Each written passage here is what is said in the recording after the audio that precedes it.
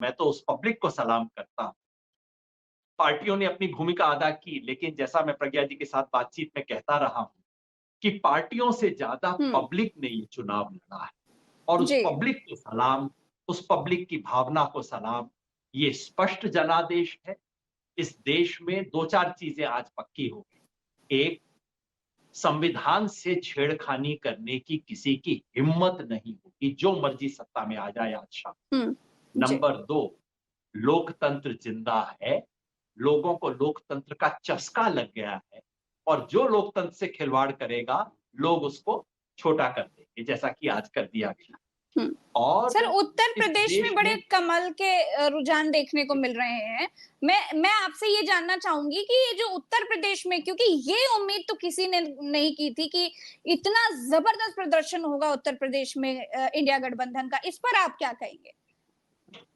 प्रज्ञा जी, हमारी इस पे बातचीत होती रही है। आपको ध्यान होगा, अप्रैल के पहले हफ्ते में पहला फेज़ वोटिंग से पहले मैंने हाँ। लिखा था कि उत्तर प्रदेश में राजनीतिक भूचाल आने वाला है। यस, अ, यस, यस, यस।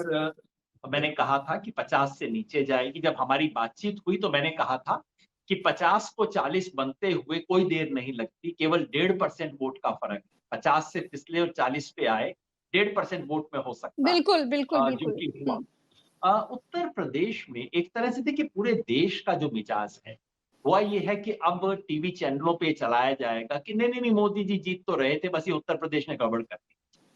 ये बिल्कुल हुँ, भ्रांति है इस स्टोरी। सच्चाई ये, कर्नाटका से लेके बिहार तक हर राज्य में बीजेपी का वोट शेयर घटा है। अगर मुझे ये कागज पकड़ाएँ मेरे साथी तो मैं आपको अभी बताऊँगा क्या स्थिति है। उत्तर प्रदेश अपवाद नहीं है, जो फ़र्क हुआ है ये है कि उत्तर प्रदेश में सीटें इतनी ज़्यादा हैं कि हुँ, उसका असर पूरे देश में दिखाई दे रहा है। अब मैं आपको बता रहा हूँ कि हर राज्य में वोट का नुकसान बीजेपी को कितना हुआ। आप सिर्फ हुँ। गिनते जाइए पूरे राज्यों जी, की बिल्कुल। स्थिति। बिल्कुल, बिल्कुल।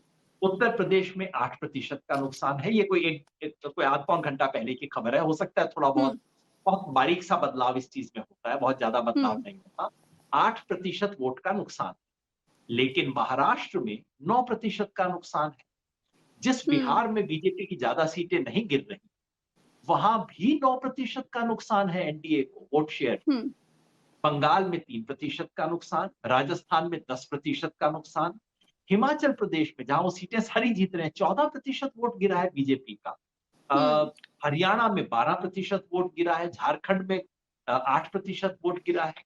तो पहली बात जो मैं दर्ज करना चाहता हूँ वो ये कि भारतीय जनता पार्टी का उस पूरे इलाके में जहाँ उनका वर्चस्व था पिछली बार, हुँ, उस पूरे इलाके में बीजेपी का वोट गिरा है। इसका अपवाद केवल गुजरात और महाराष्ट्र और मध्य प्रदेश, उसको छोड़ हाँ, के सारे इलाके में वोट बीजेपी का गिर रहा है। जनता अब उतने, वो जो एकदम उन्माद था ना, पिछली बार युद्धोन्माद था, उससे पहले एक आशा का उन्माद।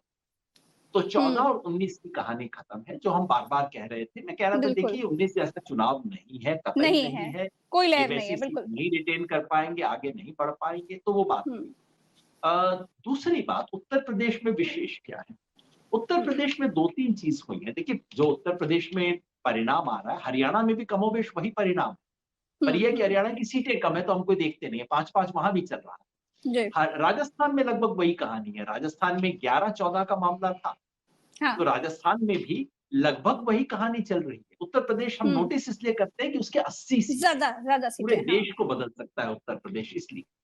जी, यहाँ मैंने आपको बार-बार कहा था कि उत्तर प्रदेश में राम मंदिर मुद्दा नहीं, ये बिल्कुल हुँ, फर्जी चीज़ है और अब हमने हुँ, देख लिया कुछ समय पहले तक तो वो अयोध्या में भी पीछे चल रही थी बीजेपी, बाकी की तो जी, जी, कहानी जी, छोड़। हुँ, हुँ, अवधेश अ, प्रसाद। इनफैक्ट दूसरा मेरठ जी, से गोविल साहब भी पीछे हार हार गए हैं, मुझे लग रहा है, अब तक तो वो हार ही गए हैं। हुँ, तो ये आपको कहानी बता रही है। हुँ, उत्तर प्रदेश में ये भी याद रखिए कि अजय मिश्र टेनी पीछे चल रहे हैं। मेरे लिए हुँ। सचमुच ये बहुत बड़ी खबर है हार गए हैं सर, कि अजय हार गए हैं मिश्र मेरे टेनी ख़्याल से। ये खबर आ गई है 33,000 कि वोट से, हाँ, मैंने जब देखा था तब तक पीछे थे, हाँ, 33,000, आपको बता नहीं हार गए हैं सकता। सर, केंद्रीय मत हाँ, अजय अजय मिश्रा टिनी कितने हार गए हैं।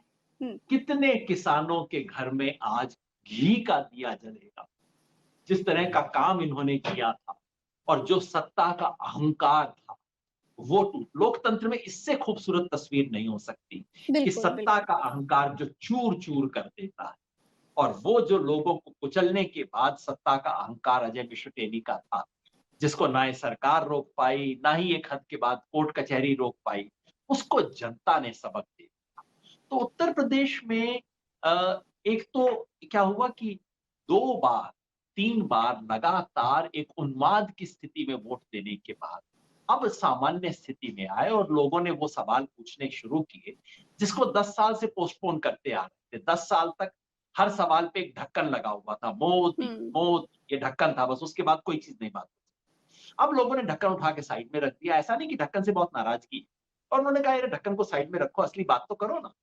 और जब असली बात आई, चाहे वो सवाल हो महँगाई का, बेरोज़गारी का, छुट्टे जानवर का, किसान की अवस्था का, तो लोगों ने सवाल पूछने शुरू किए और जब वो पूछने शुरू किए तो बीजेपी के पास जवाब नहीं था। दूसरी बात जो हुई वो ये कि पहली बार जो बीएसपी का वोट खिसक रहा है, लगातार गिरता जा रहा है बीएसपी का वोट। हुँ, इस बार दलित मतदाता ने पहली बार उस लक्ष्मण रेखा को लांघा जो उसने 25 साल से बांधी हुई थी, ज्यादा समय से। गेस्ट हाउस हुँ, कांड के बाद से दलित समाज ने कह रखा था कि देखो और कुछ भी करेंगे, सपा को हाथ नहीं लगाएंगे। और समझ हुँ, सकते हैं इसका एक कारण है, इसकी एक ऐतिहासिक पृष्ठभूमि। हुँ। इस बार उत्तर प्रदेश के दलित मतदाता ने भी कहा कि नहीं, अब हम साइकिल को वोट दे सकते हैं। इसके अंदर हो सकता है राहुल गांधी की एक भूमिका रही हो। राहुल गांधी जब अखिलेश के साथ खड़े होते हैं, तो बसपा के वोटर के लिए मुलायम सिंह यादव जी और मायावती जी के जो डिफरेंसेस थे, जो गेस्ट हाउस कांड था, उसके बाद का जो कुछ टकरार थी, उसको भूलने में मदद की। तो बीएसपी देखिए अब 10% के करीब आ गई और हुँ, बीएसपी को जो वोट गिरे हैं, उसका एक अच्छा हिस्सा इस बार सपा कांग्रेस को मिला, जो बहुत बड़ी बात। और उत्तर प्रदेश वो इलाका है जहां दलित मतदाता ने ये भी देखा कि भैया संविधान को चुनौती, इस बार तो कुछ करना पड़ेगा। तो इन सब चीजों का असर हुआ और ये असर केवल उत्तर प्रदेश तक सीमित नहीं है।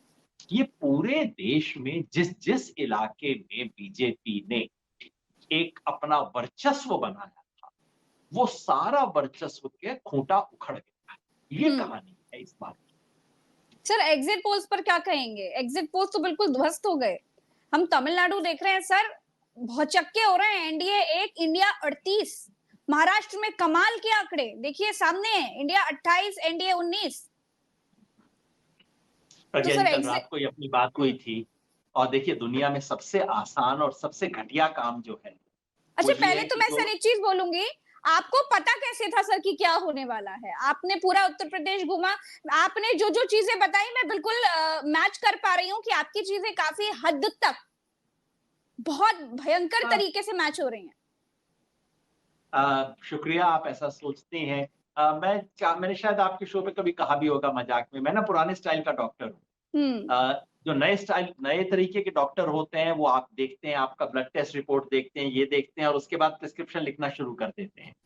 जो पुराना स्टाइल का डॉक्टर है, वो रिपोर्ट वगैरह बाद में देखता है, पहले नब्ज़ देखता है, फिर उसके बाद आपकी धड़कन देखता है, आपको हाथ लगा के देखता है, पूछता है क्या हुआ था, पिस्टल्स क्या हुआ?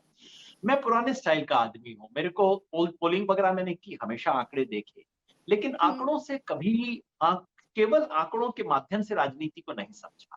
हमेशा ज़मीन पे गया, जैसे आप जाती रही। हाँ जी। ज़मीन पे गया, साधारण लोगों से बात की और मुझे हमेशा लगता है कि दिल्ली में जब घुटन-सी महसूस होती है, तो मैं कुछ दोस्तों के साथ हमेशा गाँव देहात में निकल जाता और बिल्कुल साधारण लोगों से बात करता। और इस बार सच ये है प्रज्ञा जी, मैं आपको बताऊँ ईमानदारी से, मार्च के महीने तक मुझे घुटन महसूस हो रही। सारे पोल्स कह रहे थे 370 ये सब कुछ हो गया, अब तो एक ही, अब तो 2029 देखो, इससे पहले तो देखने का मामला ही नहीं है, ये सब चीज़ हो रही। और मुझे भी मायूसी हो गई थी कुछ दिनों की। तो इतना मायूस था कि मैंने दोस्तों से कहा यार गाड़ी लाओ और हम 4-5 लोग निकलते हैं। और वो यात्रा शुरू हुई थी मेरठ से। हुँ, मेरठ, गाज़ियाबाद, मुज़फ्फरनगर, सहारनपुर होते हुए। तो पहली बार मुझे लगा नहीं यार ये कहानी तो वो नहीं है जो कि पोल्स मुझे सुना रहे हैं, लोग तो कुछ दूसरी हुँ, बात कह रहे हैं। फिर दूसरी यात्रा की मैंने, इस बार निकला लखनऊ से, उधर ऊपर बाराबंकी और अमेठी, रायबरेली होते हुए, प्रतापगढ़ होते हुए, इलाहाबाद और मिर्जापुर, बनारस। फिर भरोसा नहीं हुआ क्योंकि मीडिया फिर वही कह रहा था, नहीं मोदी तो आ यस। गए, ये तो सीटें बढ़ाएंगे। तो फिर मैं निकला आजमगढ़ से होते हुए वापस लखनऊ, जब आपसे मुलाकात भी हुई। जी जी जी। तो ये सब करके जब साधारण लोगों से बात कर लूं, मतलब जब मरीज के नब्ज पे हाथ रख लूं, तो मुझे लगता है कि हाँ, अब मैं पहचानता हूं मर्ज क्या है। तो हजारों साधारण लोगों से बात की और लोग बड़े आराम से बता रहे थे, भाई साहब देखो ये स्थिति है, मेरी ये दिक्कत है, पिछली बार इनको वोट दिया था, इस बार नहीं दूंगा, ये कारण है। मुझे हैरानी ये है कि बाकी लोगों को ये चीज दिख क्यों नहीं रही थी। मैंने ऐसी कोई अनूठी टेक्निक इस्तेमाल नहीं की। मेरे पास तो कोई टेक्निक थी ही नहीं, मेरे पास कोई पोलिंग नहीं थी, मैं तो बिल्कुल जी। साधारण पुराने स्टाइल का वो काम कर रहा था। और शायद ये हो सकता है कि 35 साल से गली सड़क छानने का जो तजुर्बा हो जाता है, तो एक डॉक्टर क्या करते हैं, क्लिनिकल सेंस। मेरा परिवार डॉक्टर्स का है, तो वो कहते हैं देखो सब कुछ है मेरे पास, ये रिपोर्ट है, वो रिपोर्ट है, लेकिन उसके आखिर में एक क्लिनिकल सेंस होता है कि नहीं, ये वाली बीमारी है, वो नहीं है जो कि रिपोर्ट में दिख रही है। तो शायद उस क्लिनिकल सेंस का भी मैंने इस्तेमाल किया होगा। 35 साल सड़क पे घूमते घूमते कुछ क्लिनिकल सेंस हो जाता है, शायद वो रहा हो, इससे फालतू कुछ नहीं। तो लेकिन एक सर चीज मैं जितने कहना चाहता हूँ प्रज्ञा जी टीवी पर, कि हाँ हाँ बोलिए सर। देखिए, एग्जिट पोल, देखिए आज दिन एग्जिट पोल्स के लिए बहुत खराब है, और एग्जिट पोल्स को गाली देना आज की तारीख में सबसे आसान काम। कल शाम तक बहुत कठिन था, जब आपकी और मेरी बात हुई, तब तक आतंक था, एग्जिट पोल का साम्राज्य था, और सब कोई मान के चल रहे थे कि अब तो मतलब हो ही गया। तब एग्जिट पोल के बारे में कुछ बोलना जरूरी था, और मैंने बोला, आपने लेकिन सुना, सर विपक्ष शुक्रिया। बहुत कॉन्फिडेंटली ये बात कह रहा था कि एग्जिट पोल सही साबित नहीं होंगे। ये कॉन्फिडेंस भी एक तरीके से काफी काम आया क्योंकि डिमोटिवेट नहीं हुआ विपक्ष। हम्म, हम्म। देखिए, ये बात विपक्ष आमतौर पे भी कहता रहा है, इसमें कोई बहुत नई बात नहीं है। आमतौर पे जब भी एग्जिट पोल आते हैं तो दूसरी पार्टी कहती है कि नहीं नहीं ये तो झूठ है इत्यादि। तो वो रहा होगा। और दूसरा, उत्तर प्रदेश में विपक्ष के नेताओं ने अपनी आंख से भी तो कुछ देखा होगा ना। विपक्ष के हाँ। कई नेताओं से मेरी बात होती थी, वो मुझसे कहते थे भैया पता नहीं ये पोलस्टर्स क्या कह रहे हैं। मैं तो जमीन पे देख रहा हूँ कि लोग भाग भाग के आ रहे हैं, मिल रहे हैं, रैली में हमारा माइक टूट जा रहा है, लोग इतने उमड़ आपने भी उमड़ तो के सर आ रहे जमीन हैं। पे देखा था, आपको अजीब नहीं लगा? जी। आपने भी तो देखा सर सब कुछ जमीन पर।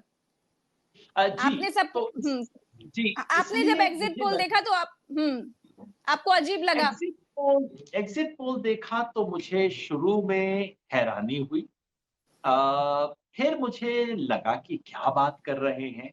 अपने साथियों के साथ, मेरे साथी अभी भी इस कमरे में बैठे हैं मेरे साथ, उन सब से बात करके मैंने कहा यार देखो, कुछ भी आंकड़े आने दो, अंत में मुझे एक चीज है कि हम तो लोगों से मिले हैं। हम कोई सपने में तो बात नहीं कर रहे थे, हम खाली आंकड़ों की बात नहीं कर रहे हैं, हम सड़क पे इंसानों से मिले हैं, जिन्होंने विश्वास से हमें कुछ बताया। उस पे भरोसा रखो, बाकी सब ये आंकड़े पोल्स आएंगे चले जाएंगे, चिंता मत करो। मेरी चिंता एक और थी, जो कल मैंने आपके शो पे पूरी कही नहीं, पर क्या करूं, चिंता थी मेरे को। चिंता ये थी कि कहीं ऐसा तो नहीं कि चुनाव में कोई बड़ी हेराफेरी कर दी गई और उस पे पर्दा डालने के लिए एग्जिट पोल्स का इस्तेमाल किया जा रहा। मेरी ये चिंता गलत साबित हुई और मुझे बेहद खुशी। कई वर्षों से मैं ये बात सुन रहा हूं कि ईवीएम के जरिए चुनाव में रिगिंग। लोगों ने कहा कि 2019 का चुनाव मोदी जी ने नहीं जीता था, ईवीएम ने जीता। और मैं 10 साल से इस बात के खिलाफ संघर्ष कर रहा हूं। मेरे दोस्त मुझसे खफा हो जाते हैं, कहते हैं तुम्हें ही क्या पड़ी है, तुम ईवीएम को क्यों डिफेंड करते हो। मैं कहता हूं देखिए, जिस दिन ये सब खत्म हो गया, जिस दिन ये विश्वास खत्म हो गया कि लोगों ने कहां वोट डाला है वहां निकलेगा, तो फिर इस देश में कुछ नहीं बचेगा। फिर तो हमें कुछ और ही काम करना पड़ेगा। बिल्कुल तो सहमत हूँ आपकी मुझे, बात से। मेरा छोटा संतोष इस बात का है कि मेरी अपना अनुमान सही निकला। उससे जी। बड़ा संतोष इस बात का है कि इस देश में चुनाव की व्यवस्था काम करती है। चुनाव आयोग जितना भी निकम्मा हो, जितना भी बेईमान हो, लेकिन व्यवस्था अभी भी काम कर रही है। ये बड़ा संतोष है। और उससे भी बड़ा संतोष ये है कि इस देश में जनता को लोकतंत्र का चस्का लग गया, छोड़ेंगे नहीं। जो लोकतंत्र छीनेगा, जो संविधान छीनेगा, उसको जनता औकात बता देगी, जो आज हुआ है। बिल्कुल सर, मोदी प्रधानमंत्री बनेंगे कि नहीं बनेंगे, ये आज का सबसे बड़ा सवाल है। आप बिल्कुल रॉन्ग नंबर डायल कर रही हैं। इस सवाल को उत्तर देने का मेरे पास कोई एक्सपर्टीज नहीं है। दिल्ली के गलियारों में क्या खेल खेले जाते हैं मैं कतई नहीं जानता। अगर जानता होता तो शायद मैं ज्यादा सफल राजनीतिज्ञ होता। तो ये सब लेकिन चीजें मैं बहुमत कतई नहीं जानता। बहुमत के पास तो है नहीं बीजेपी, जैसे आपने कहा था कि बहुमत नहीं आने वाली है, तो बहुमत के पास नहीं है। और अगर मोदी फिर भी बनते हैं प्रधानमंत्री, तो आपका अनुमान क्या कहता है कि क्या मोदी पहले की तरह उतने मनमानी ढंग से सरकार चलाने लायक प्रधानमंत्री बन पाएंगे, या फिर देखिए नैतिक एक बात जिम्मेदारी है, लेते हुए कहेंगे कि अब नहीं बनना हमें प्रधानमंत्री? मैंने आपके शो पे शायद कहा था कि अगर बीजेपी को 300 से एक भी सीट कम आता है, इसका मतलब है बीजेपी की नैतिक हार है। 272 से एक भी सीट कम आता है, इसका मतलब है बीजेपी की राजनीतिक हार है, चुनाव हार गए वो। और अगर 250 से एक सीट कम आता है, तो इसका मतलब है मोदी जी की व्यक्तिगत हार।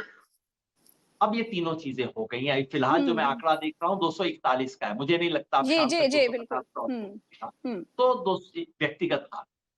अगर मोदी जी में कोई भी एक नैतिकता होती, या है या नहीं मैं नहीं जानता, अगर थोड़ी सी भी नैतिकता बची, तो ऐसे व्यक्ति को एक शर्मो लिहाज बनाए रखते हुए, इज्जत बची रहे, इसको देखते हुए चुपचाप से उतर जाना चाहिए। कहना चाहिए कि अब किसी दूसरे को मौका दे। 10 साल काम किया है, 18-18 घंटे 10 साल तक काम किया है, आराम की जरूरत है कि नहीं उनको? तो उन्हें भी आराम मिलना चाहिए। उनका भी अधिकार बनता है थोड़ा आराम लेने का, और देश का भी अधिकार बनता है उनसे थोड़ा-सा आराम मिले देश को। ये मेरी तो मान्यता है, उनकी मान्यता ना हो, वो तो अपने मन की सबसे बात बड़ा अलग होती है उनकी। हाँ बिल्कुल, वो अपने ही मन की बात करते हैं दरअसल। डराने की भी बहुत बिल्कुल, कोशिश ये की हो योगेंद्र तो सर। इसलिए कौन बनाएगा आज सरकार, इस पे मेरा कोई एक्सपर्टीज़ नहीं हम्म है, और लेकिन ज़ाहिर है सर। सब कुछ फेल होंगे, लेकिन आप इतना याद हम्म रख लीजिए, हम्म इस वक़्त एनडीए का आंकड़ा है 295, हाँ जी। यानी कि बहुमत से हम्म 22 सीट ऊपर। हम्म और अगर आप देखें कि चंद्रबाबू नायडू और नीतीश कुमार की कितनी सीटें हैं, आप गिन के लगा लीजिए कितनी सीटें हैं, उनकी शायद 30 के करीब सीट है कम से कम इस हम्म वक़्त। तो अगर 30 सीट इसमें से घटा दें तो कितना आ जाता है? 265। जी। तो वो आंकड़ा बड़ा अजीब किस्म का है, तो इसलिए मैं नहीं जानता। फिलहाल तो इस सब के अंदर स्पेकुलेट ना करें। ज़्यादा इम्पोर्टेंट बात जो है, वो मैंने आपको कही, नंबर 1, इस देश के संविधान से खिलवाड़ करने की किसी की हिम्मत नहीं। यस, मैं नंबर यही पर 2, आ रही थी क्या। सर क्या पूरा ये। लोकतांत्रिक व्यवस्था हम्म थोड़ी-सी खुल जाएगी। आप हम्म देखिएगा, आपके मीडिया के सहयोगी, कल से उनके गले में थोड़ा-थोड़ा आवाज़ आ जाएगी। इतनी आवाज़ जो दबी हुई थी, वो थोड़ी आवाज़ खुल जाएगी, खखार के वो भी कुछ बोलना शुरू कर देंगे। तो बहुत हम्म सुंदर बात है जब मीडिया इस देश में बोले। सर, मीडिया जब सबसे बड़ा अंडर करंट में जानना चाह रही हूँ, सबसे बड़ा अंडर करंट क्या था जो हम आज अपने टैली पर ये देख पा रहे हैं? क्योंकि नफरत और सबसे डराने की बहुत कोशिश की, अब तक जनता डर डर कर वोट करती आई, लेकिन इस बार जनता डरी ही नहीं। राम मंदिर जैसे अ मुद्दे की लहर चली ही नहीं। झूठ और नफ़रत की राजनीति को जनता ने रिजेक्ट कर दिया। अलग-अलग डिग्री में देश के बहुत बड़े, और जहाँ पे बीजेपी जीती है और उसका वोट बढ़ा है, उसका हाँ। झूठ और नफ़रत की राजनीति से कोई संबंध नहीं है। वहाँ बीजेपी ने रीजनल पॉलिटिक्स की है। अच्छी बात है, रीजनल पॉलिटिक्स करनी चाहिए। उड़ीसा में उन्होंने कहा कि उड़िया स्वाभिमान सबसे महत्वपूर्ण है। अच्छी बात है, उड़िया हम्म स्वाभिमान का नारा देके जीतिए ना आप चुनाव। तेलंगाना में उन्होंने क्षेत्रीय दल का मुकाबला करके, और जो एक तरह का वहाँ का पिछड़ा जो वोट था, वो हासिल किया। ये सर, बड़ी बड़ी सुंदर खबर, खबर आप इस वक़्त दिखा बहुत रहे हैं। बड़ी खबर जी, जी, अमेठी में एक स्मृति के बाद ईरानी एक चुनाव 2 हार बड़ी चुकी हैं। सुंदर खबरें आपने दिखा दी। जी स्मृति ईरानी की खबर, अजय मिश्र टेनी की खबर। मेरे लिए जी। स्मृति ईरानी की खबर से ज़्यादा बड़ी खबर अजय मिश्र टेनी। हम्म सचमुच, इतना जो अहंकार दिखाया था, किसान आंदोलन कह के भैया इस आदमी से इस्तीफा ले लो, इस आदमी को आप आगे ना करो, इसको कम से कम मंत्रिमंडल से तो आप ड्रॉप कर दो, इसके बेटे हम्म ने ये किया है।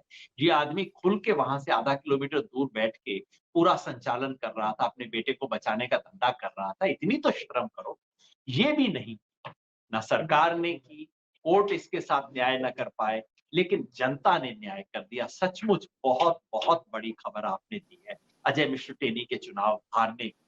ये खबर सर इस एक देश के किसान आंदोलन के लिए बहुत बड़ी जीत है। बिल्कुल सहमत हूँ और एक विश्लेषण सर अमेठी पर भी ज़रूर कर दीजिए क्योंकि आप रायबरेली और अमेठी दोनों जगह गए थे और आपका थर्मामीटर ने ये बताया था कि बहुत बड़ा भूचाल आएगा उत्तर प्रदेश में। तो सर हाँ एक जी, मैंने आपको विश्लेषण। कहा था कि रायबरेली में इट्स ए केक वॉक। अब मुझे पता नहीं मार्जिन क्या है, तब मैंने कहा था पिछली बार कोई 1,67,000 का मार्जिन था और मैंने कहा था इस बार धड़ल्ले से 2 लाख, 2 ढाई लाख से ज़्यादा का मार्जिन रहेगा। अब पता नहीं एग्ज़ैक्टली मार्जिन कितना है, मेरे सहयोगी शायद देख के बता रहे हैं। हुँ, लेकिन इस वक़्त 4 लाख का मार्जिन है, मेरे साथी ने अभी हुँ, बताया। तो और मैंने दूसरा कहा था अमेठी में स्मृति ईरानी हारेंगी। हुँ, अगर स्मृति ईरानी राहुल गांधी से हार जाती, तो छोटी बात थी।